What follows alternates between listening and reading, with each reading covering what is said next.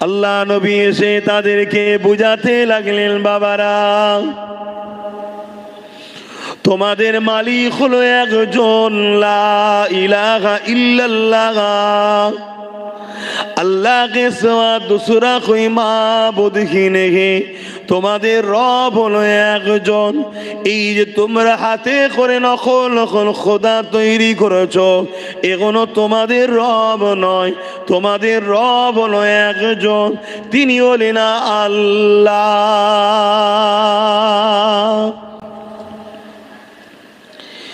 এ নওজওয়ানেরা, আল্লাহ নবী মক্কা মানুষদিগকে প্রথম দাওয়াত দিতে শুরু করলেন, মক্কা মানুষদিগকে প্রথম বোঝাতে শুরু করলেন।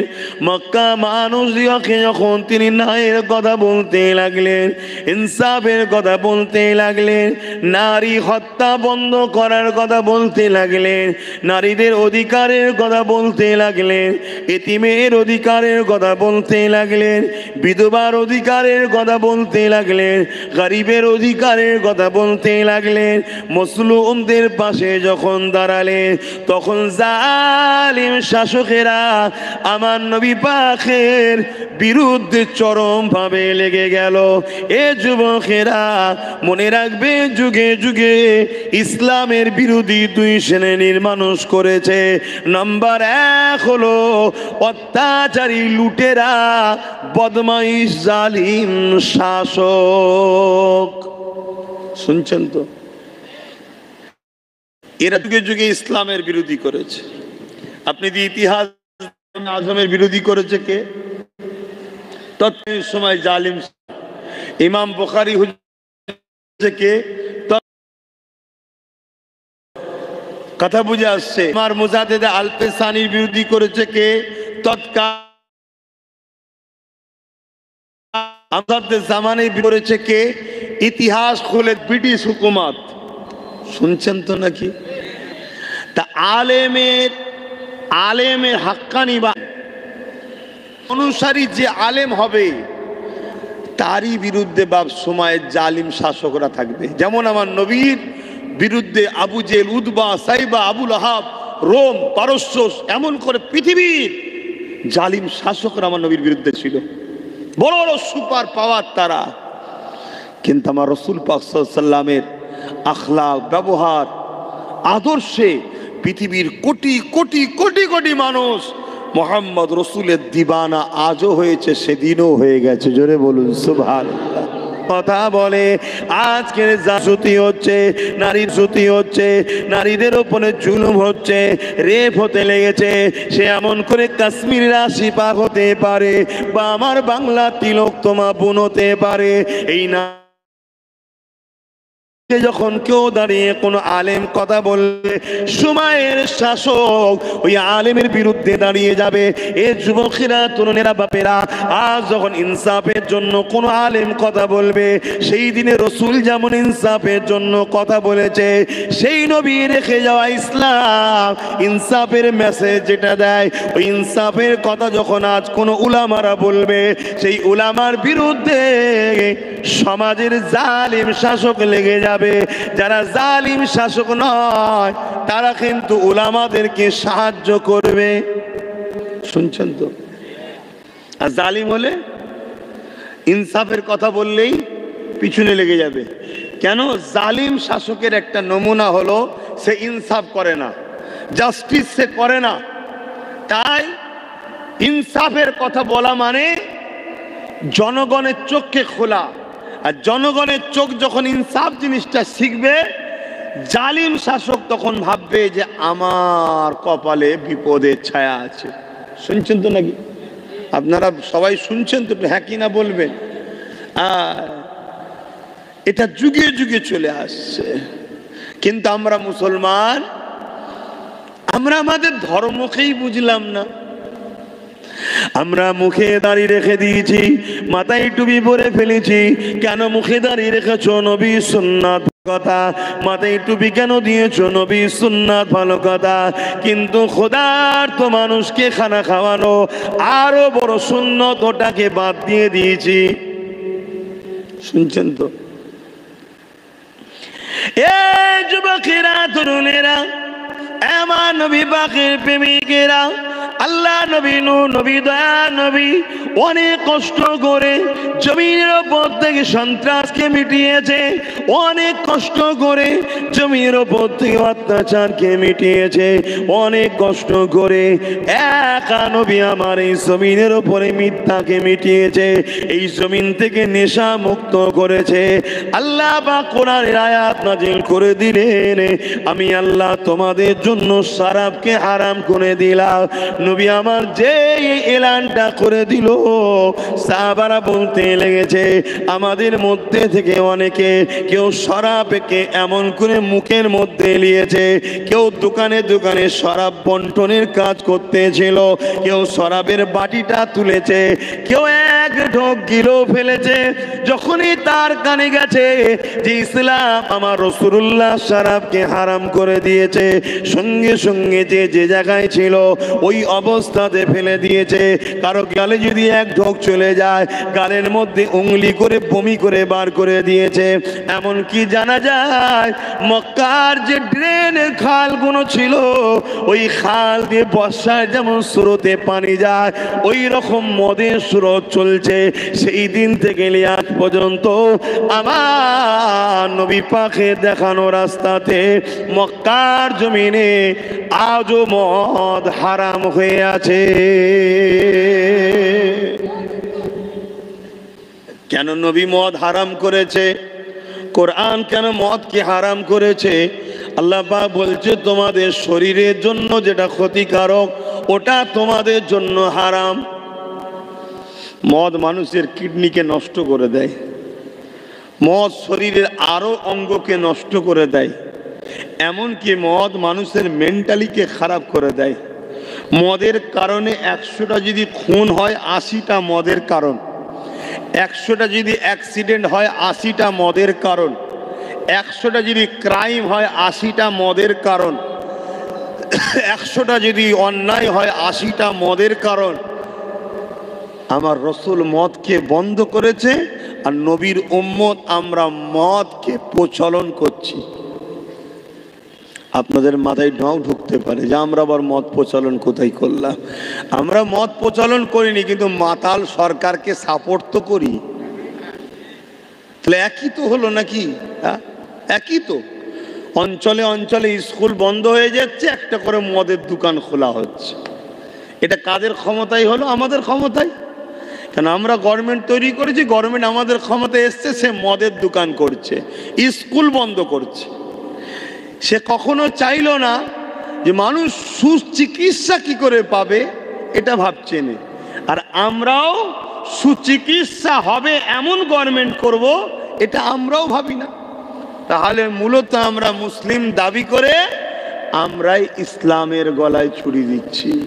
আর এজন্যে আল্লাহ আমাদেরকেই সাইজ করবে বলে একটা জালিমকে ক্ষমতায় বসিয়ে দিয়েছে। আমার রস শুনছেন তো? কেননা অনেকটা কষ্ট করে আল্লাহ নবী ইসলামকে প্রতিষ্ঠিত করেছে। এ যুবকের আমার নবী পাকের লাইফে দেখা গেছে এই হক কথা বলার জন্য, ইনসাফের কথা বলার জন্য, মানবতার কথা বলার জন্য সন্ত্রাসবাদেরা, জালিম অত্যাচারীরা আমার নবী পাকের বিরুদ্ধে অনেক জুলুম করেছে। আমার নবী পাক যখন সিজদায় পড়ে যেতেন, আল্লাহ নবীর পিঠেতে পচা দুম্বার ভুঁড়ি পর্যন্ত চাপিয়ে দিতে। নবী পাক ওই ভারী দুম্বার ভুঁড়িকে উঠাতে পারত না। আহারে খাতুনে জান্নাত ফাতেমা আয-জাহরা রাদিয়াল্লাহু তাআলা আনহা আগিয়ে সেই পচা ভুঁড়ি দুম্বার নাপিয়ে দিত। আল্লাহ নবী মাথাটা উঠাতে লাগতে। এ নবীর উম্মতেরা, যদি রাসূলুল্লাহকে জানের থেকে বেশি ভালোবাসো, তাহলে জেলের ভয় করো না, জরিমানার ভয় করো না, মৃত্যুকে ভয় করো না। কেননা মৃত্যু একদিন না একদিন হবে। যেভাবে মরণ থেকে বাঁচার চেষ্টা করছো, ওর থেকে যদি হাফ তুমি নবীর প্রেমিক হবার চেষ্টা করো, আমি বলে যাই আল্লাহর ওলি গরিবে নওয়াজ যদি হতে না পারো, গরিবে নওয়াজের সাথে অবশ্যই আল্লাহর জান্নাতে যাবে। আমরা বাঁচার জন্য সবাই চেষ্টা করি, কিন্তু একবারও চেষ্টা করিনি আমার নবীর রেখে যাওয়া ইসলাম সমাজ ব্যবস্থা বুড়াই থেকে সমাজকে বাঁচানো এবং নিজেকেও বুড়াই থেকে বাঁচানো, এর জন্য একটু চেষ্টা করি। যদি একটু চেষ্টা করতাম আমরা এত বড় বড় আল্লাহওয়ালা হয়ে যেতাম যে গরিবের নামাজের কাতারে জান্নাত যেতাম। আমাদের সেই চিন্তাও নাই আর সে আলোচনাও তো নাই।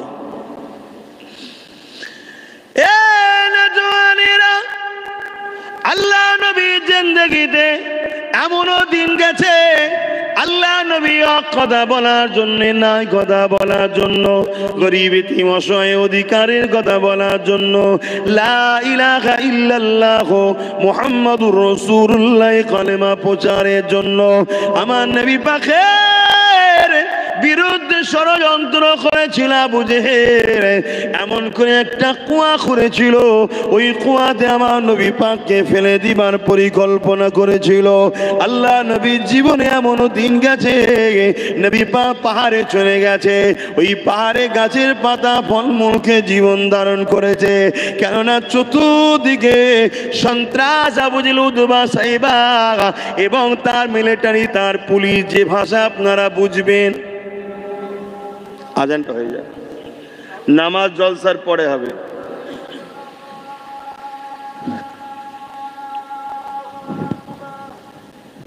আল্লাহ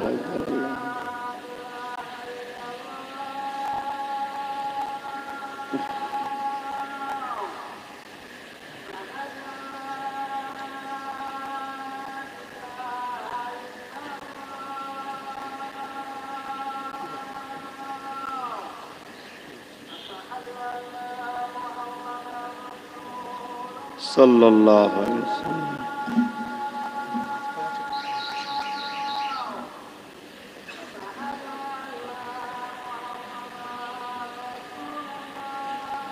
সাল্লাল্লাহু আলাইহি ওয়াসাল্লাম।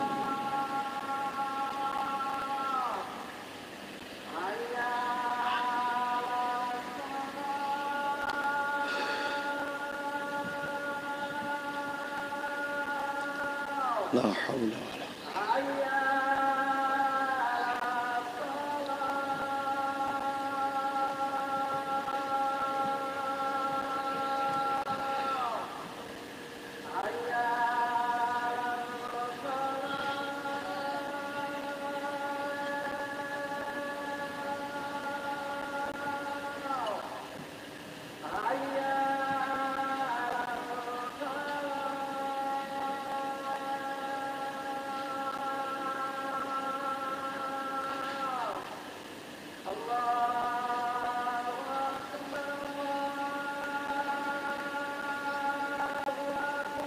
আল্লাহু আকবার।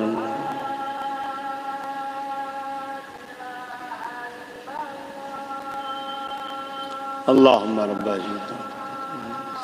জিলাতা তাবাসসু মাকাম মুহাম্মদ ইন্নাকা লা তুফলিহু। দরুদ শরীফ আল্লাহুম্মা সাল্লি আলা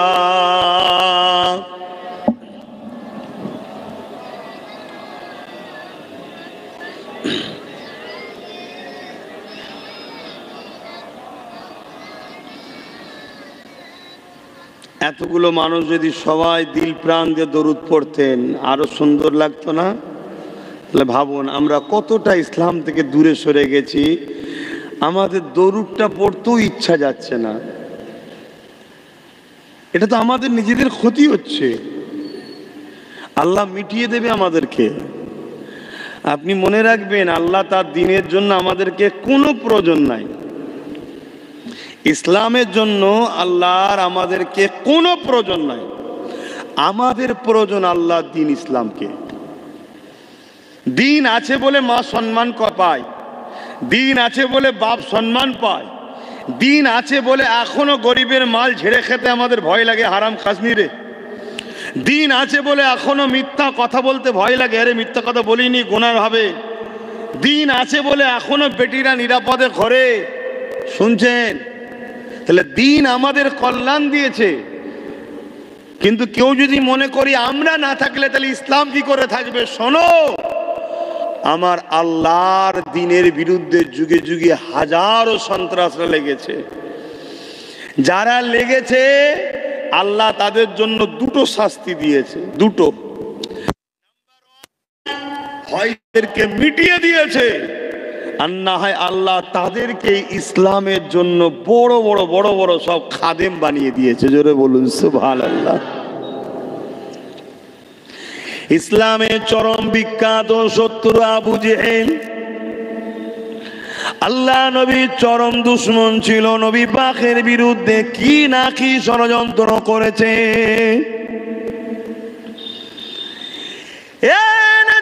তরুণেরা, এমনকি আল্লাহ নবীকে শহীদ পর্যন্ত করে দিবা, মুবারক শহীদ হয়েছে। কি না কি কষ্ট দিয়েছে সেই আবু জেহেলের ঘরের ছেলে, আবু জেহেলের নিজের ছেলে ইকরামা। সেই ইকরামাকে আল্লাহ ইমানের কলেমা পড়িয়ে ইসলামের খাদেম বানিয়ে দিয়েছে। ইসলামের জন্য আল্লাহ ঠিক তৈরি করে নেবে। তোমার আমার কাছে ইসলামটা আল্লাহ দিয়েছে। নসিব বড় যে আমি ইসলামের ঘরে জন্ম হয়েছে। আমি আব্বাস সিদ্দিকী, আমাকে আল্লাহ এমন জায়গায় জন্ম দিতে পারতেন যে জায়গায় মানুষ মানুষের উপাসনা করছে। নওয়াজবিল্লাহ মিন জালিক বুঝার জন্য বলছি, ওই কালচারে বড় হয়ে হয়তো আমিও মানুষের উপাসনা করতাম। কিন্তু আল্লাহ বড় এহসান করেছে আমার উপরে, যে আল্লাহ আমাকে ইসলামের ঘরে জন্ম নিয়েছে। ছোটবেলা থেকে জানি আমার মালিক এক আল্লাহ, আমি তার সেজদা করি। তোমাদের গুরুত্বহীন হয়ে যাচ্ছে ইসলামের উপর থেকে। হ্যাঁ, আল্লাহ এই নিয়ামতটা কেড়ে নেবে। এই নিয়ামত কেড়ে নিয়ে একটা জালিম সরকার বসিয়ে তার দ্বারা তোমাদেরকে গণহত্যা করিয়ে শেষ করে দেবে। দিয়ে এই ইসলামের জন্য নতুন প্রজন্ম তৈরি করবে, তাদের কাছে আল্লাহ ইসলাম দেবে। যেমন অলরেডি বাবরি মসজিদে যে আঘাত দিয়েছিল প্রথম, আল্লাহ তাকেই দেখুন ইমানের কালেমা পড়িয়ে মুসলমান করে দিয়েছে। জোরে বলুন সুবহানাল্লাহ। এবং সে 100 মসজিদ তৈরি করছে। আর এটাও শুনে রাখুন, ইউরোপ দুনিয়া, ইউরোপ যারা ইসলামের চরম দুশ্মন, আমেরিকা রয়েছে যে বলেছিল ইসলাম মুছে দেবো, সেই ইউরোপ দুনিয়া তাদের ডাটা, তাদের সমীক্ষা, তারা বলছে কি আগামী 2040-45-এর মধ্যে পুরো ইউরোপ মহাদেশ, যেমন আমরা এশিয়া মহাদেশ, ওটা হলো ইউরোপ মহাদেশ, আরো বড় মহাদেশ, ওই ইউরোপ মহাদেশ সংখ্যা গুরু হবে ইসলাম। জোরে বলুন সুবহানাল্লাহ। এটা তাদের সমীক্ষা, তাদের ডাটা, তাদের রিপোর্ট, তাদের মিডিয়া, তাদের কলম, তাদের কাগজ, তাদের খবর। তারা বলছে 2040-45-এর মধ্যে পুরো ইউরোপ হবে সংখ্যাগুরু কি ইসলাম। তারা কি কম মেরেছে? হ্যাঁ, যারা ইসলাম কবুল করেছে কম মেরেছে, কিন্তু আজকে রুখতে পারছে না। কেন রুখতে পারে না? প্রত্যেকটা ঘরের যুবক যুবতীরা কলমা পড়ে নিচ্ছে। কাকে মারবি? বুশ মারবে? বুশের মেয়ে কোরআনের হাফেজা হয়ে গেছিল, তো কাকে মারবে? শুনছেন তো নাকি? তাহলে আল্লাহ নতুন প্রজন্ম তৈরি করছে না করেনে? আল্লাহ নিয়েছে, ধরে রাখো, তাহলে বাচ্চাগুলো পাবে। আর না হয় আমরা যদি ইসলাম বিরোধী কাজ কামের মধ্যে সারা জীবন কাটাই, আল্লাহর পক্ষ থেকে লানত আসবে। মনে রাখবে, যুগে যুগে যখনই আমরা সংখ্যা গুরু ছিলাম, মানে সংখ্যা বেশি ছিল, তখনই কিন্তু আল্লাহ আমাদেরকে জালিম বসিয়ে মিটিয়েছে। কেন? আমরা আস্তে আস্তে লোভ লালসা খারাপ দিকে চলে গেছি। আর যখনই সংখ্যা গরিষ্ঠ হয়েছি, তখনই আল্লাহ আবার বিজয়ও দিয়েছে। জোরে বলুন সুবহানাল্লাহ। আল্লাহ বা ছাড় দিয়েছে, ছেড়ে দেয়নি। আল্লাহ বা হিসাব নিকাশটা অবশ্যই নেবে। কেননা নবী আমার অনেক কষ্ট করেছে ইসলামের জন্য। এ যুবকেরা, তরুণীরা, বাপেরা, আল্লাহ নবী যখন তাইফের জমিনে দিন ইসলামের মেসেজটা দিতে গেল, তাইফের সন্ত্রাসীরা, জালিমেরা ছোট্ট ছোট্ট বাচ্চাদের হাতে পাথর তুলে দিল, তাদেরকে খুলিয়ে দিল। তারা আমার নবী পাকের বিরুদ্ধে লেগে গেল। আল্লাহ নবীকে পাথর ছুঁড়ে ছুঁড়ে নিক্ষেপ করতে লাগলো। আর নবী পাক পাকের শরীর মুবারক থেকে রক্ত ঝরতে লেগেছে। এ মুসলমান ঘরের ছেলে, ইসলাম পেয়েছি, দাড়ি পেয়েছি, টুপি পেয়েছি, আল্লাহ নবীর রক্ত ঝরেছে, তারপরে পৃথিবীর জমিনে ইসলাম গেছে। তুমি সেই ইসলামকে যদি খেলা করো, সেই ইসলামের দুশ্মনকে যদি সাপোর্ট করো, আর সে ক্ষমতা জোরে তোমার মসজিদ মাদ্রাসার বিরোধী করবে, তোমার মসজিদ মাদ্রাসাকে মিটিয়ে দেবে। মনে রাখবে আল্লাহর কাছে কিয়ামতের দিন জবাব তো দিতেই হবে। দুনিয়ার জমিনে আমার আল্লাহ ওই জালিমদের হাতেই তোমাদেরকে মিটাবে। তার একটা ছোট্ট নমুনা বলে যায় কোরআন পাকে সূরা বাকারার মধ্যে আল্লাহ জানিয়ে দেয়, এ আমার বান্দা বান্দিরা, তোমরা যারা আমি আল্লাহ আমাকে ভুলে, আমার হাবিবকে ভুলে যাদের দলদাস হয়ে যাবে, আমি আল্লাহ তাদেরকে ক্ষমতায় বসিয়ে তাদের হাতে তোমাদেরকে জিল্লাত দিয়ে শেষ করে দেব। এ যুবকেরা, তরুণেরা, বাপেরা, তার নমুনা আজকে আমরা পাচ্ছি। আমরা মুসলমান যার জন্য ভাই ভাই মারপিট করি, আমরা মুসলমান যাদের জন্য একে অপরকে কেস দিই, আমরা মুসলমান যার জন্য একে অপরকে মিথ্যা মামলা দিই, আমরা মুসলমান যার জন্য একে অপরের ঘর ভাঙি, এ যুবকেরা, তরুণীরা, বাপেরা, তাদেরই মুখ থেকে আজকে বেরোচ্ছে কেউ কোরআন বিরোধী আইন তৈরি করছে, কেউ মসজিদ মাদ্রাসাকে মিটাবার জন্য আইন করছে, আবার সেই আইনের পক্ষে দাঁড়িয়ে বিরুদ্ধে কেউ যদি আন্দোলন করতে চায়, তার আন্দোলনকে রুকার জন্য কেউ আবার হুমকিও দিচ্ছে না দেয়নি? আওয়াজ দিয়ে বলুন, দিচ্ছে না দেয়নি? দেখুন যাদের জন্য আমরা সব করলাম, তারা এখন বলছে আইন তৈরি করব। কি? এই ভারতবর্ষে ওয়াকাফ সম্পদ, মসজিদ, মাদ্রাসা, কবরস্থান থাকবে না, সব আমরা নিয়ে নেব। আইন করছে তারা। কারা? যারা আমাদেরই কাঁধের ওপর দিয়ে উঠে পড়ে উঠেছে। তুমি বুঝতে পারছো না, আমার কথা অনেক দূরের কথা বলছি আমি। তুমি তদন্ত করো, দেশের দশের খবর লাও, সব উত্তর পাবে, সব উত্তর পাবে। আর আর যাদের জন্য আমরা লড়াই করলাম, একে অপরকে মাথা ফাটালাম, খুন করলাম, নিজের কলেমা পড়া ভাইকে মেরেছি, নবীর উম্মতকে মেরেছি, নবীর উম্মতের নামে কেস দিয়েছি, নবীর উম্মতের ঘর ভেঙেছি, আজকে সেই সকল জাহান্নামের কুকুরগুলোই আবার কি করছে দেখো, বলছে কি, যদি আন্দোলন করা হয় তোকে ছাড়া হবে না। শুনছেন না? শোনেন না? কোথায় যাচ্ছে? খোদার মার কেমন হচ্ছে দেখেছেন? আল্লাহ সূরা বাকারাতে বলেছে, তোরা যদি আমার রাসূলকে ছেড়ে যাদের দলদাস হবি, যাদেরকে অনুসরণ করবি, যাদেরকে মডেল বানাবি, যাদেরকে আইডল বানাবি, আমি আল্লাহ তাদের হাতে তোদেরকে মিটাবো। আজকে দেখুন হাড়ে হাড়ে মিলছে না মেলে নে বল? এখনো সময় আছে পরিবর্তন আবার। আল্লাহ বা দিনের জন্য যথেষ্ট। কেননা ইতিহাসে আমরা দেখেছি আব্রাহা বাদশাহ যখন কাবা ঘরকে ভাঙতে গিয়েছিল, আল্লাহ পাক আবাবিল পাখি পাঠিয়ে দিয়েছিল। ওই আবাবিল পাখি মুখে করে একটা পাথর, দুই ডানাতে দুটো পাথর, ছোট্ট ছোট্ট পাথরের কোনা নিয়ে ওপার থেকে ফেলেছিল। যে কোনো বোমের থেকে ভয়ঙ্কর আকার নিয়েছিল। যেখানে যেখানে পড়েছে, মাথায় পড়েছে, মাথা দিয়ে ছিদ্র হয়ে শরীর দিয়ে নেবে জমিনে ঢুকে গেছে। জীবজন্তুর ওপরে, সৈন্যদের যার ওপরে বহন করে এসেছিল, তার উপরে পড়েছে, দুটুকরো হয়ে গেছে। এক কথায় আল্লাহ ওই আব্রাহা বাদশাকে আবাবিল পাখি দ্বারা আল্লাহ বা মিটিয়ে দিয়ে কাবা শরীফের শান মর্যাদাকে আল্লাহ পাক হিফাজত করেছে। কেউ যদি মনে করে ভারতের জমিন থেকে ইসলামকে মিশে দেবো, আমার হাতে মিলিটারি আছে, আমার হাতে পাওয়ার আছে, আমার হাতে প্রশাসন আছে, আমার হাতে সব দপ্তর রয়েছে, আমি বলে দিই শুনে রেখে দাও, আমার আল্লাহ তোমাকে একটা ফুসকুড়ি দেবে। ওই ফুসকুড়িটা মিটাবার মতো তোমার ক্ষমতা নাই। ওই ফুসকুড়ির মাধ্যমেই তোমার দুনিয়া থেকে চলে যেতে হবে। মনে রাখবেন, ইসলাম ছিল, আছে, থাকবে, কিন্তু তুমি আমি মুসলমান, আমাদেরকে কিছু করণীয় নাই। আর সারা জীবনটা তুমি আমি আল্লাহর দ্বীনের জন্য কি করলাম এটা তো আল্লাহ কৈফিয়ত দেবে। মসজিদ তো খরচ করে বানালাম, নামাজও পড়লাম, ওই মসজিদে রক্ষণাবেক্ষণের জন্য কি করলাম, মাদ্রাসা তো বানালাম, মাদ্রাসায় ছেলেকে পাঠালাম, আলেম মৌলানা তো হয়ে গেলাম, ওই আলেম মৌলানা মাদ্রাসাদের নিরাপত্তার জন্য কি করলাম।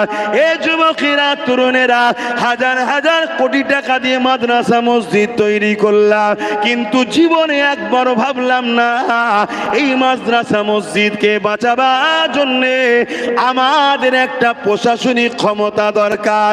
যদি না করি ওপর থেকে রায় আসবে, আমার মসজিদকে সিল করে চলে যাবে, ওপর থেকে রায় আসবে আমার মাদ্রাসাকে সিল করে চলে যাবে। জায়গা যারা দেবে তাদের মধ্যে থেকে কেউ গিয়ে মিথ্যা একটা মামলা করে দেবে, বা গ্রামবাসীর কেউ একটা যে মামলা ঢুকে দেবে যে আমার জায়গা ঢুকে আছে, আদৌ তা থাকবে না, কিন্তু তোমার মসজিদ হওয়ার জন্য, মাদ্রাসা হওয়ার জন্য এটাকে সিল করে দেওয়া হবে। আর বলা হবে আগে ফাইসাল্লাহ হবে, তারপরে নামাজ হবে, পড়াশোনা হবে। ফাইসাল্লাহ হতে হতে কিয়ামত হয়ে যাবে, ফাইসাল্লাহ হবে না, আল্লাহর ঘরও খোলা হবে না। কেননা যারা ক্ষমতায় বসে আছে তারা তো সবাই আল্লাহ দ্বীনের চরম দুশমন, ঠিক না বেঠি? কখনো ভেবেছি আমরা যে সব করছি তো আল্লাহ কারে, এগুলো রক্ষা করার জন্য আমাদের একটা পাওয়ার দরকার। হ্যাঁ, আমরা শিয়ালের কাছে দিয়েছি মুরগি পালন করতে, আমরা দিয়েছি কুমিরের কাছে, শিয়ালের কাছে দিয়েছি কুমিরের বাচ্চা লালন পালন করতে, আমরা দিয়েছি বেঈমানের হাতে ওয়াকাফের দায়িত্ব, ইসলামের দুশ্মনের হাতে দিয়েছি ওয়াকাফের দায়িত্ব। তা সে কখনো হারামখোর আমাদের কাজে লাগে? ভাই আমার ভাষা একটু খারাপ, ভাই খারাপ লিখছেন নাকি? আচ্ছা, হারামখোর কি ভাষাই বললে আপনাদের ভালো লাগবে একটু সেটা বলেন। হ্যাঁ, মাদ্রাসার দুশ্মন, মসজিদের দুশ্মন, কোরআনের দুশ্মন, ইসলামের দুশ্মন, এ জাহান্নামের কুকুর বলাতে যদি আপনাদের খারাপ লাগে তাহলে কি বললে আপনাদের ভালো লাগে বলুন, সেই ভাষাটা বলছি। বলবেন তো কি ভাষা ভালো লাগতে পারে? আপনাদের কারো অসুবিধা হচ্ছে আব্বাজানদের? তাহলে একটু চেপে চেপে আসতে লাগে নাকি? একটু চেপে চেপে আসেন। আর বাইরে যেগুলো এখনো আছে যদি ওদের ঢুকার সময় হয় একটু ঢোক। আর কতদিন বাইরে থাকতে পারিস দেখা যাক না। হ্যাঁ, এখন মায়ের কবর দিবি সে জ্বালা, বাপের কবর দিবি সে জায়গা নেই। কি দুনিয়া এসে গেল। আজকে ভাবছো 10 বছর ধরে আমি চিল্লাচ্ছি না চিল্লাইনি, আর আমি এই চিল্লানোর জন্য আমার সাথে যারা ছিল তাদের উপরে কত অত্যাচার হয়েছে বলো তো, কত জুলুম হয়েছে, কত কেস দিয়েছে আমার সাথীগুলোকে। কেন আমার সাথে তারাও 10 বছর ধরে গলা মিলাচ্ছে। এই আমার ভালোবাসার মানুষেরা, তোমরা কি মনে দুঃখ নাকি? কেস টেস খেয়ে, মারধর খেয়ে মনে খুশি, দুঃখ নাকি? মনে রেখে দিও দুনিয়া হলো জেলখানা। দুনিয়ায় মার খেচ্ছ, আখেরাতে কামিয়াবি হচ্ছে। আর যদি বলো দুনিয়ায় খাবো না, তাহলে আখেরাতের জন্য তৈরি হও।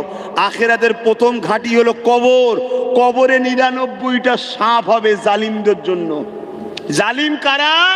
যারা অন্যায় করে যেমন জালিম, অন্যায় বিরোধী যারা না করে তারাও হলো জালিম। এ কি আমার বাপের কথা বলে দিলাম নাকি? হ্যাঁ, তাহলে জানতে লাগে আল্লাহ নবী জানালেন কিয়ামতের দিনে 2 শ্রেণীর লোক জাহান্নামে যাবে। কয় শ্রেণী? সরাসরি দেবেন বাপ। আমাকে নিয়ে গেল ভাঙরে একটা মসজিদের ভিত দেবে বলে। আমি বললাম মাইক টাইক লাগাবি না, যাব উদাল মারবো, আল্লাহুম্মা আমিন, চলে আসবো।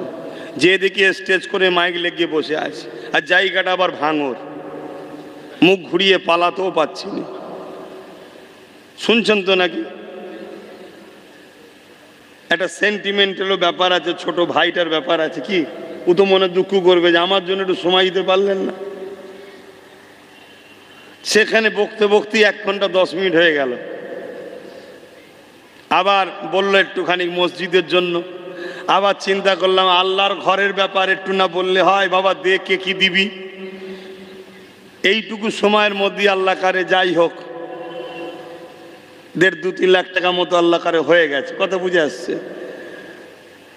আবার বর্তমান যে সময় ওয়াকাফ, দুই এক কথা না বললেও আবার বলবে দেখেছো, বলছে না, শুনছেন তো নাকি, ওইটাও দুটো বলতে হলো।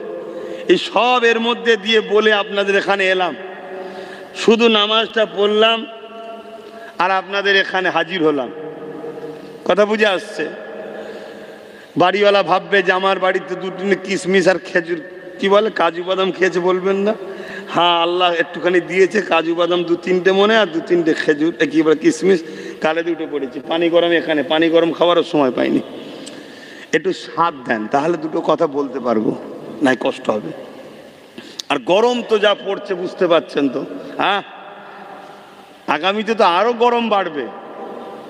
মানুষগুলো বলছে হাফ বয়েল হয়ে যাবে, ডিম হাফ বয়েল করেছেন, ওরা হাফ বয়েল টাইপের হয়ে যাবে। কি করা যাবে?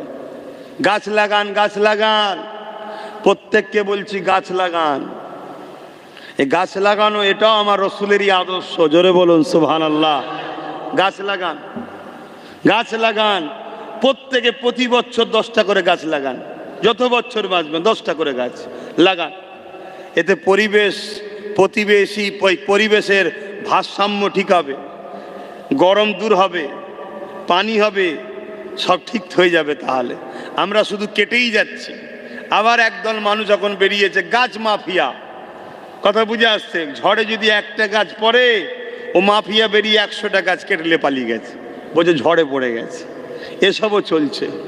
ওই জায়গাটা একটু ফাঁকা ফাঁকা হয়ে আছে, একটু দেখবেন, চেষ্টা করে যদি ঢুকা যায়। তো ভাইয়েরা আমার, কি কথা বলছিলাম? হকের পক্ষে থাকলে বলুন জুলুম হবে, তাই তো নাকি? হকের পক্ষে জুলুম হবে। 2 শ্রেণীর মানুষ জাহান্নামে যাবে। কে বলছে? আমার হুজুর, আমার নবী বলেছেন 2 শ্রেণীর মানুষ। নাম্বার 1 হলো দুনিয়া জমিনে যারা অন্যায় করবে, জুলুম করবে, অত্যাচার করবে, আল্লাহ নাফরমানি করবে, আল্লাহ বা তাদেরকে আযাব জাহান্নাম দেবে। এ যুবকেরা, আর এক শ্রেণীর মানুষ জাহান্নামে যাবে। তারা কারা? তারা অন্যায় করেনি অথচ জাহান্নামে যাবে। কারণ কি? তারা অন্যায়ের সঙ্গে মিশেছে, অন্যায়ের বিরোধী করেনি, এই জন্য আল্লাহ পাক তাদেরকেও জাহান্নামে দেবে। এ যুবকেরা, তরুণেরা, আল্লাহ নবী জানিয়ে দিলেন আখিরি জামানা হবে এত কঠিন সময়, হাতে তালুতে আগুন রাখা থেকে ঈমান বাঁচানোটা বড় কষ্ট হবে। আল্লাহ নবী আরো জানিয়ে দিলেন মসজিদ ভর্তি লোক থাকবে, একটাও ঈমানদার থাকবে না। ঈমান ছাড়া নামাজ কি হবে? এর কারণটা আমি অনেক তালাশ করে দেখেছি যে কি ব্যাপার, মসজিদ ভর্তি লোক, একটাও ঈমানদার থাকবে না। একটু খুলে বলি নাকি? তরুণেরা, আল্লাহ নবী জানিয়ে দিলেন অন্যায়কে দেখলে হাত দিয়ে রোখো, হাত দিয়ে যদি রুখতে না পারো মুখ দিয়ে প্রতিবাদ করো, মুখে যদি প্রতিবাদ করতে না পারো ঘৃণা অন্তর থেকে করো। এই অন্যায়ের বিষয়ে রাসূল আমার বললেন নাম্বার 1 হাত দিয়ে রোখো। কেউ যদি হাত দিয়ে রোখে অন্যায়কে, তার ঈমান হলো 1 নম্বরে ক্যাটাগরির ঈমান। কেউ যদি হাত দিয়ে রুখতে না পারে, 2য় নম্বর ঈমান হলো মুখ দিয়ে প্রতিবাদ করো। মুখ দিয়ে যে প্রতিবাদ করবে তার হলো 2য় নম্বর ঈমান। মুখ দিয়ে যদি প্রতিবাদ করতে না পারে, অন্তর থেকে ঘৃণা করো। এই অন্তর থেকে ঘৃণাও যদি করতে না পারে, এই 3টের মধ্যে কোনোটা যদি অন্যায় দেখে না থাকে, আল্লাহ নবী জানিয়ে দিলেন তার মধ্যে ঈমান নাই। শুনছেন তো কি বলছি? নাম্বার 1 অন্যায় দেখলে হাত দিয়ে রোখো, হাতে ক্ষমতা নাই, মুখ দিয়ে প্রতিবাদ করো, মুখেও ক্ষমতা নাই, অন্তর থেকে ঘৃণা করো। অন্তরও যদি ঘৃণা না থাকে, রাসূল বললেন তার ঈমান নাই।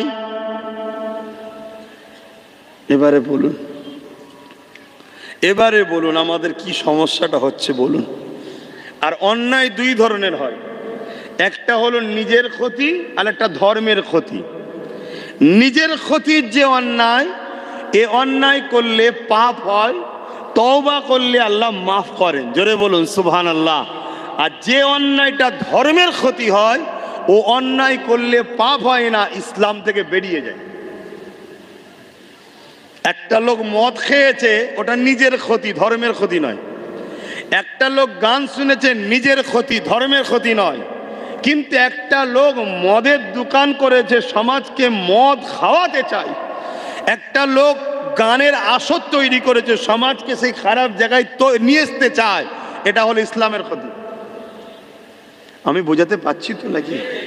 কেন আগামীতে একটু পরেই খুব ভয়ঙ্কর কথা হবে তো না, এই জন্য একটু বুঝিয়ে নিচ্ছি, সহ্য করতে পারবেন তো নাকি? তাহলে অন্যায় দেখলে নাম্বার 1 হাত দিয়ে রোক, নাম্বার 2 মুখ দিয়ে প্রতিবাদ করো, নাম্বার 3 অন্তর থেকে ঘৃণা করো। যদি তিনটের মধ্যে কোনোটা না থাকে, তার মধ্যে ঈমান নাই। এবারে কথা হতে পারে হুজুর অন্যায়ের প্রতিবাদ করলে জেল হবে। তুমি আমি কে? ইমামে আজম আবু হানিফা জেল খেটেছে। তুমি আমি কে?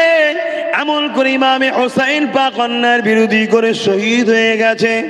তুমি আমি কে? সাহাবা হুজুররা প্রাণ প্রিয় জানগুলো কুরবান করেছে। তুমি আমি কে? অন্যায়ের বিরোধী আল্লাহকে ভালোবাসো বলো, আল্লাহর জন্য জেল খাটতে পারবে না তো কি করতে পারবে? দুনিয়ায় যদি চুরি করে জেল খাটার জন্য, দুনিয়ায় যদি মুসলমান বেঈমান নেতার জন্য জেল খাটতে পারে, দুনিয়ায় যদি মুসলমান বেঈমান নেতার জন্য লড়াই করতে পারে, দুনিয়ায় যদি মুসলমান বেঈমান নেতার জন্য ঝগড়া করতে পারে, তুমি আমি মুসলমান দাবি করলাম, আল্লাহর জন্য হক কথা বলে যদি নির্দোষ অবশ্যই জেল খাটি, মনে রাখবে হযরতে নবী ইউসুফ আলাইহিস সালামের সুন্নাত হবে। ইউসুফ নবী জেলে গেছিলেন, জানেন তো নাকি? নির্দোষ। তুমি যদি হক কথা বলার জন্য যাও নির্দোষ, তুমি আল্লাহর নবী ইউসুফ আলাইহিস সালামের সুন্নতে সওয়াব পাবে। এ নওজওয়ানেরা, কথাটা মনে রাখবে, অন্যায় দেখলে হাত দিয়ে রাখো, দ্বিতীয় মুখ দিয়ে প্রতিবাদ করো, তৃতীয় অন্তর থেকে ঘৃণা করো। তিনটের মধ্যে কোনোটা যদি না থাকে, তার মধ্যে ঈমান নাই। এবারে আমি জানতে চাই, আমার ভারতবর্ষে আমাদেরই পূর্বপুরুষদের দেওয়া জায়গার ওপরে আমাদেরই মসজিদ মাদ্রাসা কবরস্থান থাকবে, আর কেন্দ্রের জালিম সরকার ক্ষমতার জোরে সেগুলোকে দখল করে নিতে চাইবে। এটা অন্যায় না ন্যায়? জোরে বলুন, অন্যায় না ন্যায়? এই অন্যায়ের প্রতিবাদ তোমাকে হাত দিয়ে করতে হবে। হাতে যদি ক্ষমতা না থাকে, মুখ দিয়ে করতে হবে। যদি মুখে না থাকে, অন্তর থেকে ঘৃণা করতে হবে। যদি তিনটের মধ্যে কোনোটা না থাকে, ওই মুসলমান ঈমান নাই। ওর মুখে দাড়ি থাকতে পারে, ওর মাথায় টুপি থাকতে পারে, ও নামাজও পড়তে পারে, ও হাজিও হতে পারে, ও বেঈমান মরবে আর চির জাহান্নামী হবে। কেননা ইসলাম বিরোধী একটা চক্রান্ত হয়েছে। ঈমানের বৈশিষ্ট্য হলো এই অন্যায়ের বিরুদ্ধে তোমাকে হাত দিয়ে রুখতে হবে। হাতে ক্ষমতা নাই, মুখ দিয়ে প্রতিবাদ করতে হবে। মুখেও ক্ষমতা নাই, অন্তর থেকে ঘৃণা করতে হবে। যদি তিনটের মধ্যে কোনোটা না থাকে, তাহলে তার মধ্যে ঈমান নাই। এ যুবকেরা, তরুণীরা, বাপেরা, এখন আমি জানতে চাই, আমাদের হাতে তো রাজ ক্ষমতা নাই, আমরা হাত দিয়ে প্রতিরোধ করতে পারছি না।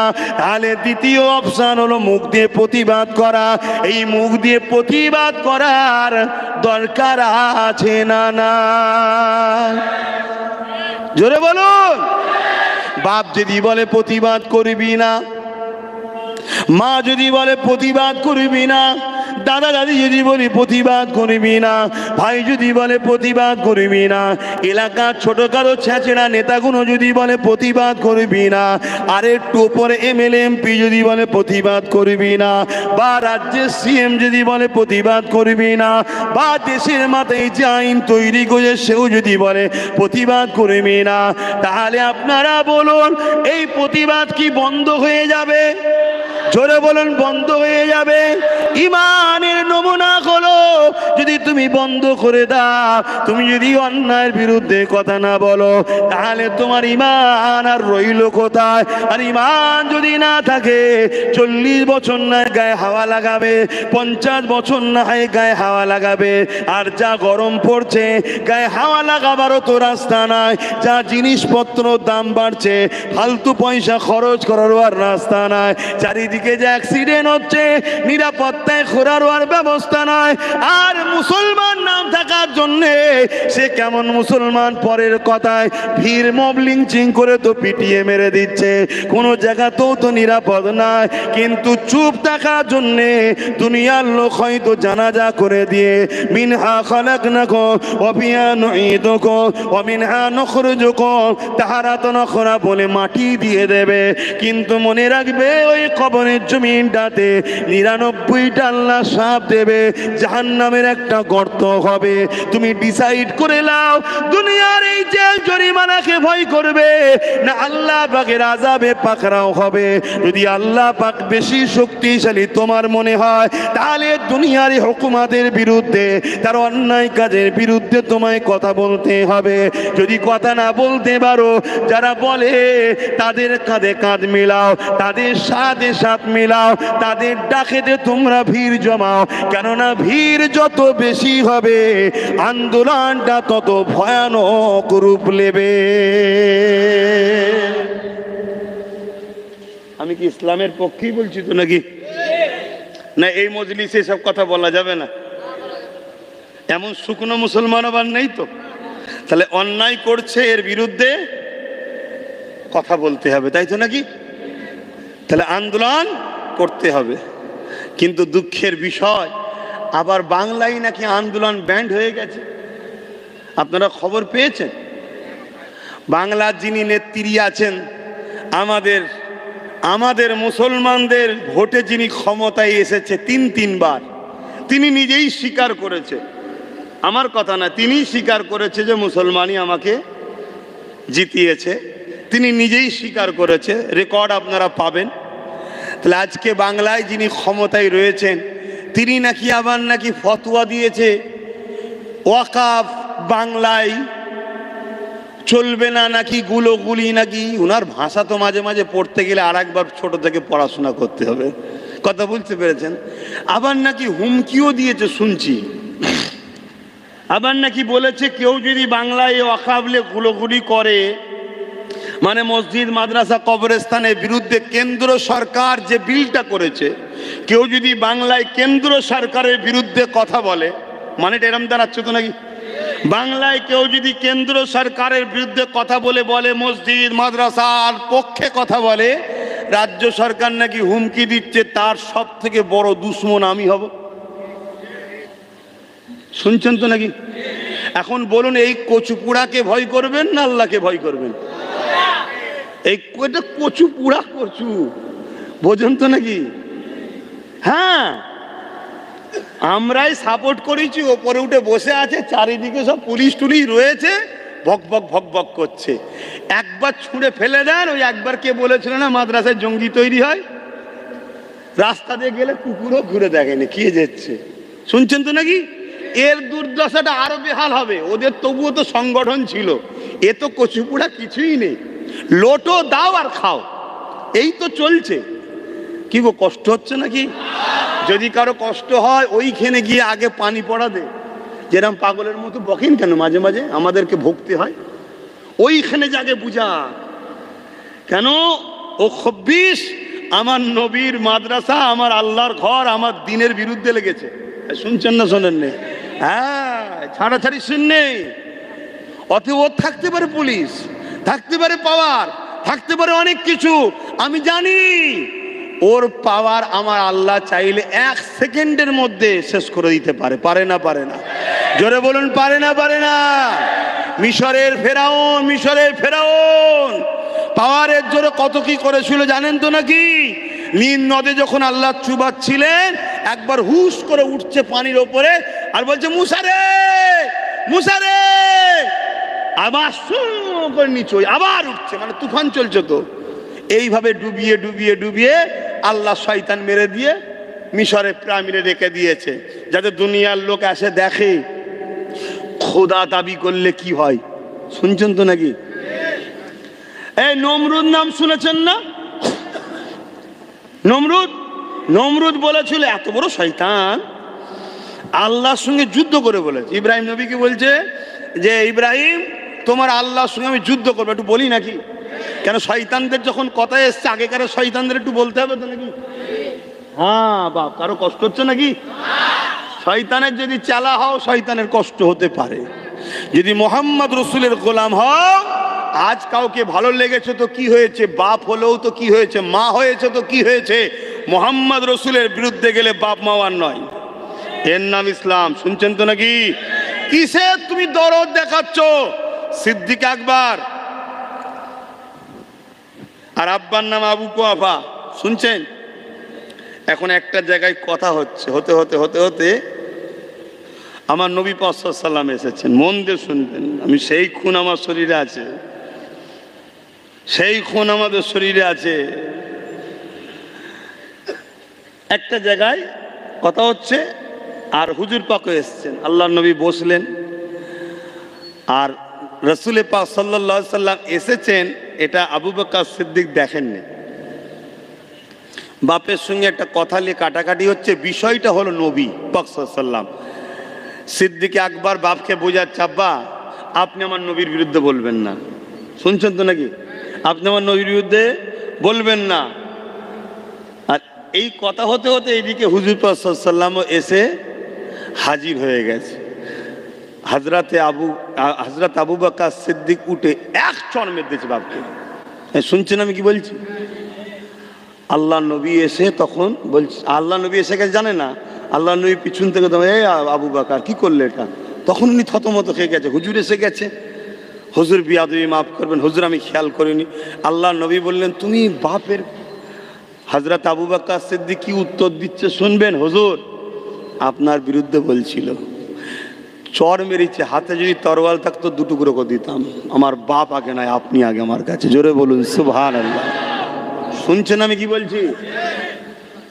তাহলে সেই দিনের ওপরে আঘাত দেবে। এখনো তোর নেতা নেত্রী যদি আগে হয়, তুই মুসলমান? এবারে বলতে পারিস ভুল হয়ে গেছে, ভুল হয়ে গেছে। আবার কিছু মোল্লা মৌলী সাহেব বেরোবে আগামী দিন, দেখবেন শুধু টাকা সেটিং হয়নি, তা একটু সেটিং হয়ে যাবে, আবার বেরোবে কি বলবে, ওটা রাগের মাথায় একটুখানি স্লিপ হয়ে গেছে। কিসের রাগ? কিসের রাগ? আন্দোলন হচ্ছে বিজেপির বিরুদ্ধে, তো তোর রাগ হচ্ছে কেন? আন্দোলন হচ্ছে কেন্দ্র সরকারের আইনের বিরুদ্ধে, তো তোর রাগ হচ্ছে কেন? তুই বলতে পারতি আন্দোলন করছেন কেউ ঝগড়া ফাঁসার জন্য না হয়, খেয়াল রাখবেন, এটা আলাদা কথা। এটা একজন দায়িত্বশীল হিসেবে তার কর্তব্য, তার রাজ্যে সে বলতেই পারে, ঠিক না বেঠিক? আন্দোলন করবেন, রোড অবরোধ করবেন না, এটাও বলতে পারে। কেন? নির্দোষ মানুষ রাস্তাঘাটে ঘোরাঘুরি করছে, আইন করেছে কেন্দ্র সরকার, আর নিরীহ মানুষগুলোকে, বাঙালি পশ্চিম বাংলার মানুষগুলোকে কষ্ট দেবো, এটাও উচিত নয়। কথা শুনছেন না শোনেন নে? কিন্তু সব থেকে বাপ রে বাপ, পচা আদা ঝাঁস বেশি। যাবার সময় হয়ে গেছে মনে হচ্ছে। পিঁপড়ের পালক গজায় কখন? মরণ। পিঁপড়ের যখন মরণ হয় দেখবেন পালক গজায়। শুনছেন না শোনেননি? তা কিন্তু আগামী দিন দেখবেন কিছু বেরোবে, বেরিয়ে কি বলবে, ও একটুখানি স্লিপ হয়ে গেছে, হ্যান হয়ে গেছে। যেমন কিছুদিন আগে বলেছিল না, সব শেষ হয়ে কোরআন শেষ হয়ে যাবে, এটা শেষ হয়ে যাবে, আমি অন্য কিছু বলবো না, আমি আমার কোরআন নিয়ে বলবো। অন্য কার সাথে তুলনা দিবি, তার লোকেরা বুঝে নেবে। আমার কোরআন শেষ হয়ে যাবে, কোন মায়ের লাল যদি বলে, তাকে সাপোর্ট করাটা হারাম। শুনছেন না শোনেননি? কিন্তু আপনারা শয়তান চেনেন আজকে, আর আমরা শয়তান চিনি অনেক আগে। কেন? আমাদের মধ্যে দিনের জ্ঞান আল্লাহ দিয়েছে। চোখ দুটো হয় আপনাদের, নাউজুবিল্লাহ, আপনি বলতে আপনাকে বলছি না, মানুষ ভাবে চোখ দুটো, চোখ কিন্তু তিনটে। আপনারা দেখেন দুটো চোখে, আলহামদুলিল্লাহ অন্তরের চোখ দিয়েও দেখার ক্ষমতা আছে। আমরা চেহারা দেখলে, ঘুমটা দেখলে, চালচলন দেখলেই বুঝে যাব যে এর মধ্যে শয়তান বাস করছে, সময়ের অপেক্ষা শয়তান বেরোবে। তাই আমরা আগে থেকে চিৎকার দিচ্ছি যে শয়তান, এ শয়তান, সাবধান হও। তাই বারবার বলে আসছি। কিন্তু আমার কম কিছু মুসলিম নামধারী মুনাফিক আছে, গুন্ডাগিরি করছে, গুন্ডাগিরি, মারপিট, গুন্ডাগিরি, সন্ত্রাসী, লুট, চুরি করছে। মনে রাখবেন, মরতে হবে, মরতে হবে। আর আপনাদের বলে যায়, জানের মায়া করলে হবে না, আল্লাহ ও রসুলের জন্য এই জানকে কুরবানি করার, শাহাদত পাবার স্বপ্ন দেখতে হবে। জোরে বলুন সুবহানাল্লাহ। আমরা কারোর উপরে জুলুম করি না, কিন্তু বারবার আমাদের উপরে জুলুম হয়। আজকে বলছে কিছু লোক বেরোবে, দেখবেন সাফাই গাইবে, হ্যাঁ ওটা মিস্টেক হয়ে গেছে। আমি তর্কের খাতিরে ধরে নিচ্ছি, যদি মিস্টেক হয়ে যায় তাহলে আমার কিছু কথা আছে, আপনারা একমত হন কি দেখেন। বলবো বলবো যদি কেউ বলে মিস্টেক হয়ে যায়, তাহলে এর খিসারত হিসাবে, এর শাস্তি হিসাবে, নাম্বার 1, পশ্চিম বাংলার অ্যাসেম্বলিতে রাজ্য সরকারকে নিন্দা বিল পাস করতে হবে। অর্থাৎ আমি পশ্চিম বাংলার সিএম, এমএলএদেরকে নিয়ে বসবো, আমি চাই কেন্দ্র সরকারের এই কালা কানুন, ওয়াকাফ বিরোধী, সংবিধান বিরোধী এই আইন আমার বাংলায় হতে দেব না। তোমরা এমএলএরা কারা কারা সাপোর্ট করবে সই করো, আর ওই সাপোর্টটা প্রকাশ্য সই করতে হবে। শুনছেন তো নাকি? হ্যাঁ, সই করতে হবে। তোমারই তো 230টা আছে, কম বেশি যাই হোক, ঠিক তো নাকি? আর আমরা আমাদেরটাও বলে দেবো সই করবি। শুনছেন, এই কাজে সই করা দরকার আছে না নাই? 100% করবে। ও কেন করবে না? 100% করবে। এই সইটা নিয়ে, এই কাগজগুলো নিয়ে রাজ্যের সিএমকে এই কালা কানুনের বিরুদ্ধে সুপ্রিম কোর্টে কেস করতে হবে। আপনারা কি একমত? জোরে বলুন, হাত তুলে একমত। হাত লম্বা করে তুলুন, একমত। কারা হাত তোলেন আশপাশে একটু দেখবেন, কেন মুনাফিক চেনা দরকার। হাত লম্বা করে তোলেন, একমত। হাত নামান। এই ক্ষেত্রে যে হাত তুলতে চাইবে না সে মুসলমান আবার কিসের?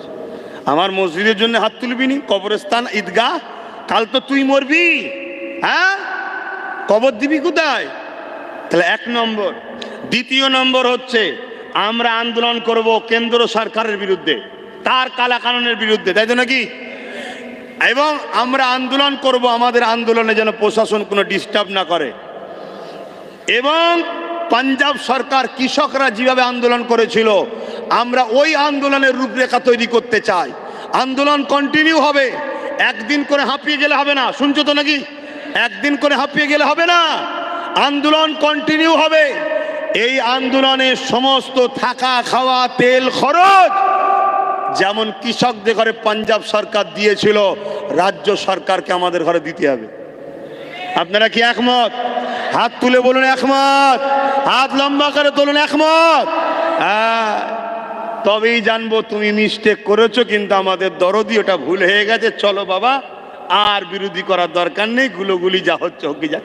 শুনছেন না? শোনেন না? আর তুমি যদি এটা না করো, তাহলে আল্লাহকে সাক্ষী রেখে বলো, অন্যায়ের প্রতিবাদ করার নাম কি? অন্যায়ের যদি প্রতিবাদ না করে ঈমান থাকবে, তাহলে মসজিদ মাদ্রাসার জন্য কথা বলা যাবে না। যে বলবে তাকে সাপোর্ট করলে ঈমান থাকবে। জোরে বলেন, আওয়াজ দিয়ে বলুন। তাহলে আমাদের ঘরে 26-এ বলতে হবে তুমি দিল্লি চলে যাও। কারা কারা রাজি আছেন হাত তুলে দেখান। নারে তাকবীর, নারে দিবে। হ্যাঁ, হুজুরকে হুজুরের জায়গায় থাকতে দাও, তুমি তোমার জায়গায় থাকো। পাওয়ার নিয়ে পাগলামি করলে হবে না, পাগলামি করলে হবে না। কত পাগল এসেছে, সে পাগলের পাগলামি সেরকম যুগে যুগে দেখছি বাপ। আর ইমানদার আমরা আল্লাহ ছাড়া কাউকে ভয়, জোরে বলুন, করি না। তুমি যে হও, কি হয়েছে? তোমার হাতে পাওয়ার আছে তো কি হয়েছে? তোমাকে পাওয়ার তো আল্লাহই দিয়েছে, ঠিক না বেঠিক? হতে পারে মোমেনের ইমানের পরীক্ষার জন্য, হতে পারে মোমেনের ইমানের পরীক্ষার জন্য আল্লাহ তোমায় পাওয়ার দিয়েছে। যেমন আবু জেহেলকে আল্লাহ বসিয়েছিল, হযরতে বেলালের প্রেমের পরীক্ষা আল্লাহ নিল। তা আমরা প্রেমের পরীক্ষা দিতে রাজি আছি, কিন্তু মনে রাখবেন যারা মুনাফিকি করবেন, মুনাফিক, মুখে দাড়ি মাথায় টুপি মুসলমান, সুরাতে ভেতরে ভেতরে যে কালা কানুন করেছে তারও যেমন বিরুদ্ধে, যে আন্দোলন করতে দেবে না তারও বিরুদ্ধে থাকতে হবে, ঠিক না বেটি? তা না করে তুমি যদি তাকে সহযোগিতা করো যাতে করে আগামী দিন এই বাংলাতেও লাগু করতে পারে, তাহলে মনে রাখবে আল্লাহর কাছে জবাব দিতে হবে। বাপেরা আবার বলে যাচ্ছি, অন্যায়ের বিরোধী করার নাম ঈমান, ন্যায়ের পক্ষে থাকার নাম ঈমান। অন্যায়কে হাত দিয়ে রোখো, না হয় মুখ দিয়ে প্রতিবাদ করো, না হয় অন্তর দিয়ে ঘৃণা করো। এ যুবকেরা, তরুণেরা, বাপেরা, আমার নবী পাকের প্রেমিকেরা, আন্দোলন সমাজে হবে, আরো হবে, বাড়াতে হবে। কেননা পশ্চিম বাংলা এমন একটা জমি, এখানে আন্দোলন যত পড়বে এর ছায়া, এর প্রভাবটা সুপ্রিম কোর্টে গিয়ে পড়বে। শুনছেন তো নাকি? তাহলে এখানে আন্দোলন রুকে গেলে ওখানে প্রভাব কমে যাবে, এজন্য এখানে রুকা হচ্ছে। 40% মুসলমান পশ্চিম বাংলায়, কত পার্সেন্ট? 40%। আমাদেরকে কমিয়ে রাখা হয়েছে খাতা কলমে, কেন খাতাও জালিমদের, কলমও জালিমদের। এই শুনছেন না? শোনেন? হ্যাঁ। তরুণেরা, এমন বিবাহে প্রেমিকেরা, আজ আব্বাস সিদ্দিকী 10 বছর ধরে চিল্লাচ্ছি, এমনি নয়। কেন আমি বুঝতে পেরেছি, আল্লাহ বুঝিয়েছে আমার নবী পাকের দ্বীনের খাতিরে আমাদেরকে কথা বলতে হবে, আমার নবী পাকের দ্বীনের খাতিরে আমাদেরকে একত্রিত হতে হবে, আমার নবী পাকের দ্বীনের খাতিরে আমাদেরকে বেঁচে থাকতে হবে, আমার নবী পাকের দ্বীনের খাতিরে আমাদেরকে জীবন দিতে হবে। কেননা নবী পাকের দ্বীনটাই হলো তো ইনসাফ। দ্বীন যদি না থাকে ইনসাফ থাকবে না, দিন যদি না থাকে ইনসানিয়াত থাকবে না, দিন যদি না থাকে গরিবের উপরে জুলুম হবে, দিন যদি থাকে গরিব হাসবে, দিন যদি না থাকে মা বাপের উপরে জুলুম হবে, দিন যদি না থাকে জুলুম হবে, দিন যদি থাকে মা বাপ খেদমত পাবে, দিন যদি থাকে ইনসাফ ইনসানিয়াত হবে, খোদার তো খানা পাবে, বিধবা সম্মান পাবে, এতিম তার অধিকার পাবে। দিন ইসলাম শুধু দাড়ি টুপি নামা রোজার নাম নয়, দিন ইসলাম হলো সমাজকে নাই প্রতিষ্ঠিত করা। এ যুবকেরা, তরুণেরা, বাপেরা, আমার নবী পাক সাল্লাল্লাহু আলাইহি ওয়াসাল্লাম 570 খ্রিস্টাব্দে দুনিয়ায় এসেছে। 40 বছর বয়সে নবুয়তের ঘোষণা দিয়েছে। এই নওজওয়ানেরা 570-এর সঙ্গে 40 যোগ করলে 610 হয়। আল্লাহ নবী মেরাজে গেছে 621-এ, মেরাজ থেকে নামাজ এনেছে, শরিয়াত এনেছে। মনে রাখবেন, এই 11টা বছর ধরে আল্লাহ নবী তাহলে কি করেছে? এই 11টা বছর ধরে নবী আমার গরিবের পক্ষে দাঁড়িয়ে জালিমের বিরুদ্ধে লড়েছে, অসহায়ের পক্ষে দাঁড়িয়ে জালিমের বিরুদ্ধে লড়েছে, যেমন করে মুসলিমের পক্ষে দাঁড়িয়ে সন্ত্রাসদের বিরুদ্ধে লড়েছে। এই সমাজকে নেশামুক্ত করেছে, এই সমাজকে চোর মুক্ত করেছে, এই সমাজকে অত্যাচার মুক্ত করেছে।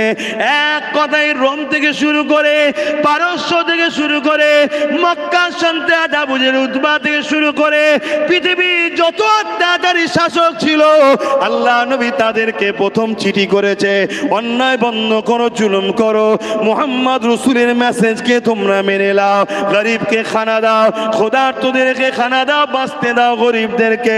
যদি তোমরা জুলুম না বন্ধ করো, আমি মুহাম্মদ রসুল গরিবদের পক্ষে দাঁড়িয়ে তোমাদের বিরুদ্ধে সংগ্রাম করব। এ যুবকেরা কেউ কেউ দুধ পাঠিয়েছে, আমার নবী পাকের কাছে খবর নিতে পাঠিয়েছে, কে মুহাম্মদ দেখে আসো।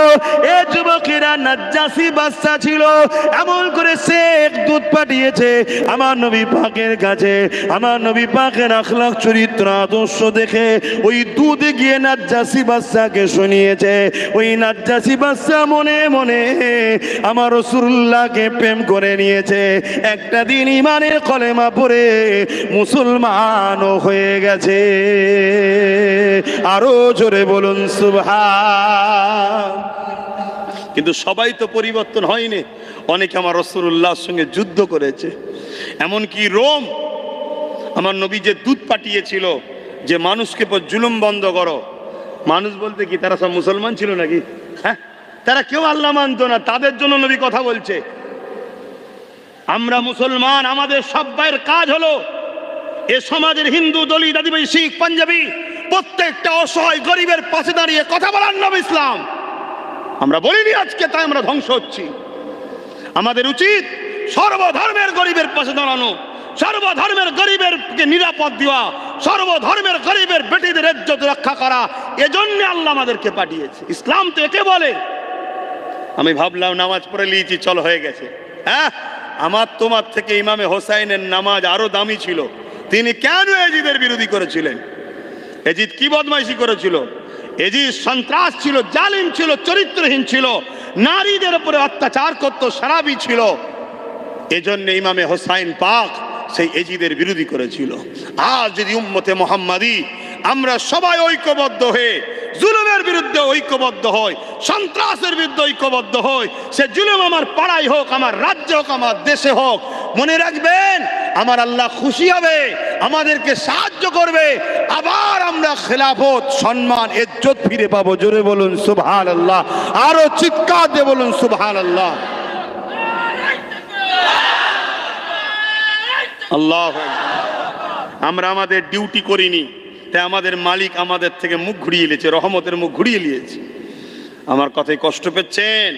দিন বুঝাতে যাচ্ছি বাপ, দিন বুঝাতে যাচ্ছি। আর যদিও বা যুব সমাজ, সাধারণ ছেলেরা একটু পরিবর্তন হচ্ছে, আবার একদল মুনাফেক মলি সাহেব বেরিয়েছে বাজারে, মুনাফেক বক্তা বেরিয়েছে, সমাজ ঘুরে বেড়াচ্ছে। আজকে সব দালালি করছে, বিভিন্ন হুকুমাতের থেকে অর্থ নিয়ে দালালি করছে, তাদের পা চেটে বেড়াচ্ছে, সমাজকে ধ্বংস করছে। এই এক শ্রেণী আছে না নাই? হ্যাঁ, আমাদের তো সব থেকে বড় ক্ষতি করলো তারা। কারা? যারা আওয়াজ দিয়েছে কি রাজনীতি আমরা করি না। কি আওয়াজ দিয়েছে? রাজনীতি আমরা করি না, অথচ রাজনীতির নেতাদের সঙ্গে দালালি আমরা করি। ওটা বলেন, দেখা যাচ্ছে তো, ফটো তুলছে, খাচ্ছে, পয়সা নিচ্ছে। শুনছেন না শোনেন? কেন সমাজকে তোমরা এই শিক্ষা দিলে কেন যে রাজনীতি আমরা করি না? রাজনীতি তো ইসলামের একটা পাঠ। আমার নবী পাক সাল্লাল্লাহু আলাইহি সাল্লাম মক্কা থেকে ইয়াসরিবে গেল, মদিনার জমিন যেটাকে বলা হয়। মন দিয়ে শোনেন, ইতিহাস জানুন। আমার নবী পাক সাল্লাল্লাহু আলাইহি সাল্লামের সাহাবারা মক্কায় মার খাচ্ছে, গরম বালির উপর শুয়ে তারপর বুকে ভারী পাথর চাপিয়ে দিয়েছে, কাউকে গরম রড দিয়ে বুকে ছেঁকা দিচ্ছে। বেলাল হাফসি মতো হুজুরকে ঘোড়ার পায়ে দড়ি বেঁধে গরম বালির ওপর দিয়ে টেনে নিয়ে যাওয়া হয়েছে, বুকে ভারী পাথর চাপিয়ে দেওয়া হয়েছে। নানানভাবে সাহাবা হুজুরদের ওপর অত্যাচার হচ্ছে। মদিনার অর্থাৎ ইয়াসরিব নাম ছিল, নবী পাক সাল্লাল্লাহু আলাইহি সাল্লাম ইয়াসরিবে গেলেন, যাবার পরে দেখছেন ওখানে আরো সমস্যা। বিভিন্ন টুকরোতে মদিনার মানুষ সব বিভিন্ন গোত্রের ভাগ হয়ে আছে। এ অপরকে খুন করছে, ওকে খুন করছে, ওকে মারছে, ওকে মারছে। এমনকি সর্বসময় তারা অস্ত্রকে সাথে করে ঘুরছে। ঘুমাতে যাচ্ছে অস্ত্র, খেতে যাচ্ছে অস্ত্র, টয়লেটে যাচ্ছে অস্ত্র, যেখানেই যাচ্ছে অস্ত্র সাথে করে নিয়ে যাচ্ছে। একে অপরের ঝগড়া ফাসাদ। এমনকি ইহুদি ছিল 70%। কত পার্সেন্ট? 70%। অগ্নি উপাসক আছে, মূর্তি পূজারী আছে, মুসলমান খুবই সামান্য। আল্লাহ নবী সেই সব গোত্রেদের লিডারদের কাছে কাছে গেছে, তাদেরকে ডেকেছে, তাদের কাছে গেছে, তাদেরকে বুঝিয়েছে, তাদেরকে ভাবিয়েছে, তাদেরকে অসহায়দের আশ্রয় দিতে বলেছে, এসব বন্ধ করতে বলেছে। এভাবে বলতে বলতে বলতে তাদের অন্তরে মুহাম্মদ রসুলের বিশ্বাস জন্মালো। এত বিশ্বাস জন্মালো, নিজের ভাইয়ের ওপরে বিশ্বাস নাই, নিজের প্রতিবেশীর ওপরে বিশ্বাস নাই, ওই গোত্রের ওপরে বিশ্বাস নাই। তাই সমস্ত গোত্রের লিডাররাই বলছে যে মুহাম্মদ সাল্লাল্লাহু আলাইহি ওয়াসাল্লাম আপনি ছাড়া অন্য কাউকে বিশ্বাস করিনি। আপনি যখন বলছেন আপনার হ্যাঁ আমরা হ্যাঁ বলবো। আল্লাহ নবী তাদের সবাইকে নিয়ে মদিনায় একটা রাষ্ট্র কায়েম করলেন। জোরে বলুন সুবহানাল্লাহ। সেই রাজনীতি, সেই সিয়াসাত, সেই রাষ্ট্রের প্রধান হলেন তারা। বলল যে আপনাকে হতে হবে, অন্য কারোর উপর ভরসা করিনি। আল্লাহ নবী তাদের রাষ্ট্রপ্রধান হলেন। জোরে বলুন সুবহানাল্লাহ। আর আমরা মুসলমান আমাদের ঘরে দেখে কি বলছে? বলুন বলুন বলুন বলুন। 70% মুসলমান, 80% মুসলমান, সেখানেও মুসলমান মুসলমান বলে তুই কেন নেতা হবি, তুই কেন হবি? হচ্ছে না, হয় না আমাদের মধ্যে? খুব সাবধান। এর পিছনে আমাদের উলামাদের একটা অংশ, সবাইকে বলবো না বাপ, একটা অংশ আমাদেরকে ধ্বংস করে দিয়েছে। তারা ওই ইসলামের দুশ্মনদের সঙ্গে মিলে আছে, ভেতরে ভেতরে মিলে আছে। তার আর একটা নমুনা বলে যাচ্ছি। যেদিন বাবরি মসজিদের বিরুদ্ধে রায় হয়েছিল সুপ্রিম কোর্ট থেকে, জানেন তো নাকি? ওই দিন একদল মুনাফিক মুলামারা কি বলেছিল? একটা মসজিদ যাচ্ছে, যাক, দেশে শান্তি আসে। অন্যায় করে কখনো শান্তি আসে? হ্যাঁ, তাহলে কিভাবে আমাদেরকে গুমরা করছে বুঝতে পেরেছো? এবারে আমার মতো ছোট ছেলে হালকা বয়সে আমি যতই বলি বাপ, সেই দিনের শেষে দেখা যাবে ভাড়াটিয়া সব বড় বড় বক্তা আসবে, তারা আপনাদেরকে বুঝাবে এদিক ওদিক করলে হবে না, যদি তোমরা এরকম করো বিজেপি চলে আসবে। বলবে না বলবে না? হ্যাঁ, কিন্তু আমার রসুল বলছেন আখেরি জামানে আমার উম্মত মার খাবে। মার খাবার কারণ হলো দুটো। নবী বলছে মার খাবার কারণ কটা? দুটো। নাম্বার ওয়ান হলো তারা আল্লাহ ছাড় ভয় খাবে, আল্লাহকে ভয় খাবে না, দুনিয়া ও দুনিয়ার জালিম শাসকদের ভয় খাবে। তারা মৃত্যু থেকে বাঁচার জন্য চেষ্টা করবে। শুনছেন তো নাকি? তাহলে মার খাবার কারণটা বুঝতে পেরেছেন? তাহলে আমাদের অন্তরে জালিম শাসকদের ভয় ঢুকাচ্ছে কে? বলবেন তো মৌলী সাহেবরাই ঢুকাচ্ছে তো। আর নবী বলছে মুনাফেক বন্ধুর থেকে, নবী বলছেন আমার ভয় হয় আমার উম্মতদের ক্ষতি প্রকাশ্য দুশ্মনরা করতে পারবে না, আমার উম্মতের ক্ষতি একদল মুনাফেকরা করবে। শুনছেন তো নাকি? প্রকাশ্য দুশ্মন কেন্দ্রে বসে আছে, ক্ষতি করতে পারবে? কথা বলো। ও যদি কোনো সাহায্য চাই ওকে কেউ সাহায্য করবে? ও যদি কিছু দেয় ফ্রিতে কেউ নেবে মনে হয়? কেন মনে হবে বিষ মাখানো থাকতে পারে, রেলিস না কেন? প্রকাশ্য দুশ্মন আমরা জানি, ঠিক না বেটি? আর এ ঘুমটা যেই দিয়েছে মসজিদে পর্যন্ত ঢুকে পড়ছে। আমরা ঢুকিয়েছি না ঢুকিনি? কথা বলুন। আল্লাহর ঘরে মসজিদে ঢুকা এটা হালাল না হারাম? তাহলে বলুন এই মোল্লা মৌলী সাহেবরা কি ক্ষতি করছে বুঝতে পারছেন? হ্যাঁ। তারপরে আবার আপনারা ঈদের নামাজ পড়েন কোথায়? এখানে তো, এটা ঈদগাহ তো। এই ঈদগায় আপনাদের মা বোনেরা আসে ঈদের দিনে? কেন আসে না? না, ইসলামে নিষেধ আছে। কিন্তু দেখুন আমাদের মোল্লা মৌলী সাহেবরা রেড রোডে ঈদের নামাজ এলে চলে গেছে। তাহলে ক্ষতি কারা করছে বুঝতে পারছেন তো? হ্যাঁ। বাবেরা জানি না আমার আলোচনায় কে কোন নজরে লিখছেন, তবে মনে রাখবেন হক কথা যদি না বলি আল্লাহর কাছে ধরা পড়তে হবে। আর হক কথা বলার জন্যে হয়তো জালিমদের নজরে আমি খারাপ হয়ে যাচ্ছি। যাক দুনিয়ার জালিম আমার বিরুদ্ধে চলে যাক, আমার কোনো অসুবিধে নাই। কেন? আমি তো আমারই নয়, আমি তো আল্লাহর।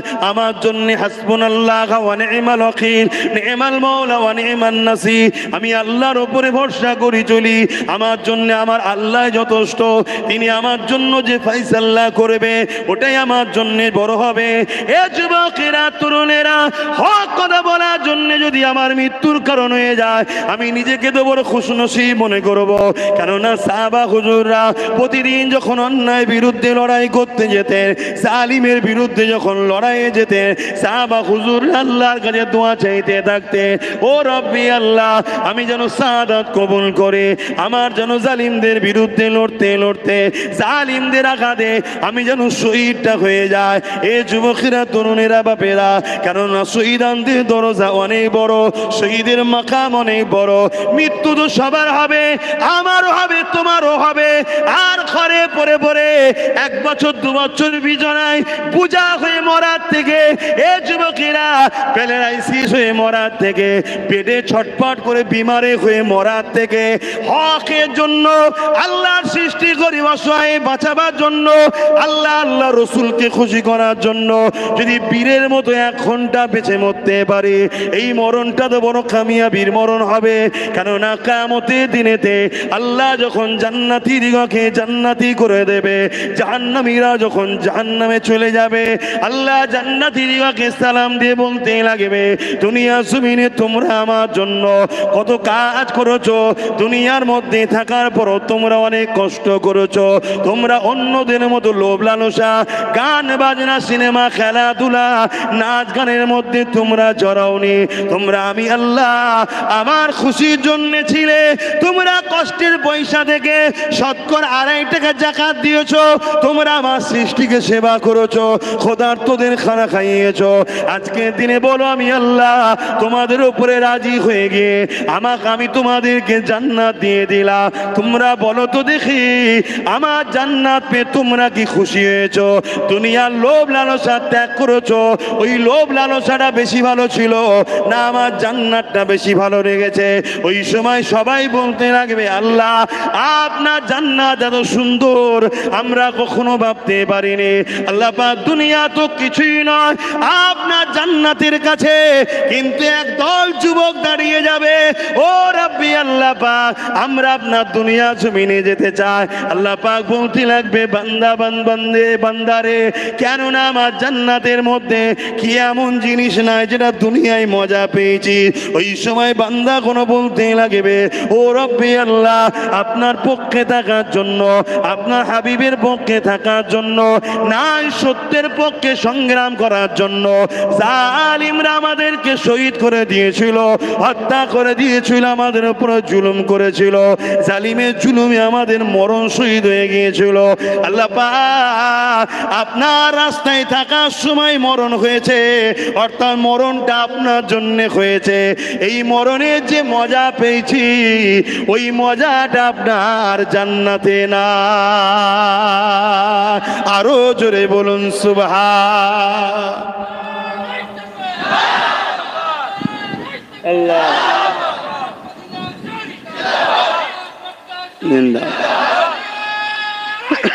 আল্লাহ